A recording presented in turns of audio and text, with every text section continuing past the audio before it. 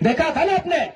अरे पुलिस तो छोड़िए, पानी बरसाने वाली गाड़ी थी, आंसू गोला छोड़ने वाली गाड़ी थी, रबर गोली छोड़ने वाली गाड़ी थी, अग्निशमक की गाड़ियां थी, जैसे मानो किसी आतंकवादी से लड़ाई में आए हैं। इतने बेशरम, इतने निर्लज्ज हो चुकी है आज यह सिस्टम। ऐसा टीम बनाकर आई थी जैसे मानो वो रैयतों से नहीं बल्कि किसी आतंकवादियों से मुकाबला करने आए हैं। क्या हाल होगा आपको सोच के देखिए। एक विधायक है हम, ठीक है, हमारे समर्थकों ने गलत किया था, सही किया था, वो अलग विषय है, लेकिन प्रशासन का ये रूप, ये कौन सा संवैधानिक तरीका है भाई? एक महज मामूली क्वार्टर का विषय था। ऐसे ऐसे क्वार्टर धनबाद बोकारो में गिनेंगे तो शायद 1 लाख के आसपास होगा, 1 लाख आसपास होगा। एक मामूली क्वार्टर के लिए जो प्रशासन ने अपना एक घृणित चेहरा दिखाया, बिल्कुल ये घृणित चेहरा था प्रशासन का, ये नफरती चेहरा था प्रशासन का, ये असंवैधानिक अमानवीय चेहरा था प्रशासन का। एक विधायक के साथ जब वो इस प्रकार का व्यवहार कर सकते हैं तो सोचिए आम ग्रामीण रैयत विस्थापितों का क्या हश्र होगा आने वाले सालों में। इसलिए आज मैं तमाम रैयतों से जिन्होंने किसी परियोजना में, किसी कल कारखाने में कि डीवीसी की परियोजना हो या सीसीएल पीसीसीएल की परियोजना हो, जिन्होंने अपनी जमीन देने का काम किया है, आज उन्हें एक मंच में आने की आवश्यकता है। मैं आपसे यह आह्वान करने आया हूं। आज मैं एक विधायक हूं, एक 30 साल का युवा, एक सुनहरा सपना, एक सुनहरी जिंदगी हमारे सामने, लेकिन आज उस जिंदगी को ठोकर मार के हम कांटों की ताज को स्वीकार करते हैं। उस सुनहरी, उस मखमली जीवन को हम ठोकर मार के कांटों के रास्ते को चुन रहे हैं, जबकि आपको भी मालूम है हम माननीय हैं, फूलों का बिस्तर हमारा स्वागत करने के लिए तैयार है, लेकिन हम कांटों की राह चल रहे हैं।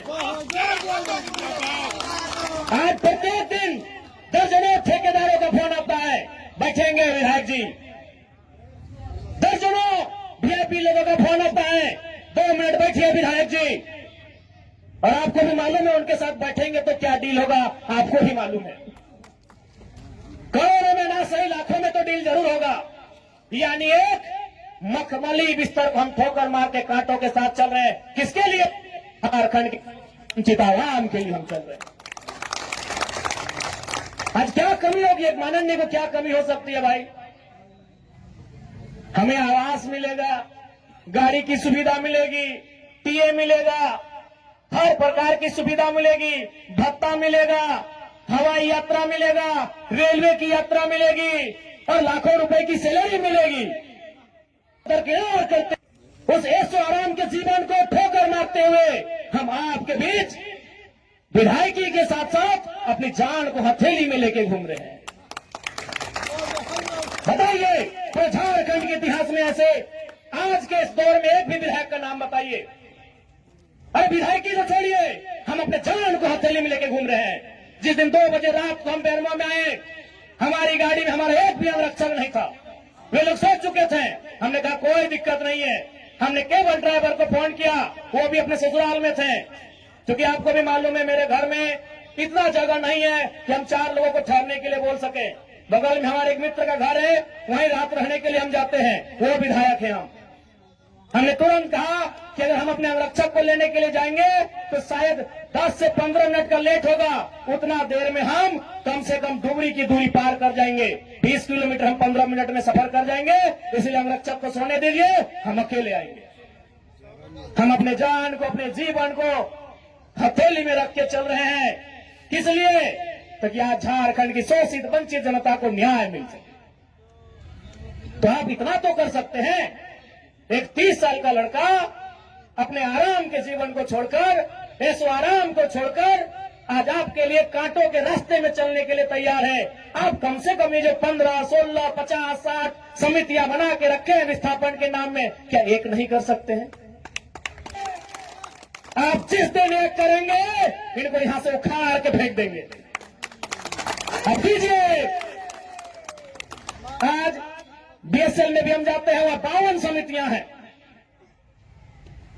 विस्थापन मोर्चा, विस्थापन क्रांतिकारी मोर्चा, विस्थापन उलगुलान मोर्चा, तो विस्थापन इनकलाब मोर्चा, 52 से 50 समितियां हैं। आप अपने आप को एक कीजिए, आज अपने निजी स्वार्थ का त्याग कीजिए, आज अपने मन के मतभेद को त्याग कीजिए, क्योंकि आज अगर नहीं समझे तो याद रखिएगा आने वाले 20 सालों में, अरे आज तो कम से कम आपके हिस्से की बात कोई कर पा रहा है, आपकी हक की बात कोई बोल पा रहा है, आने वाले दिन जब बोलेंगे ना तो शायद आपकी जबान काट ली जाएगी, बिल्कुल काट ली जाएगी।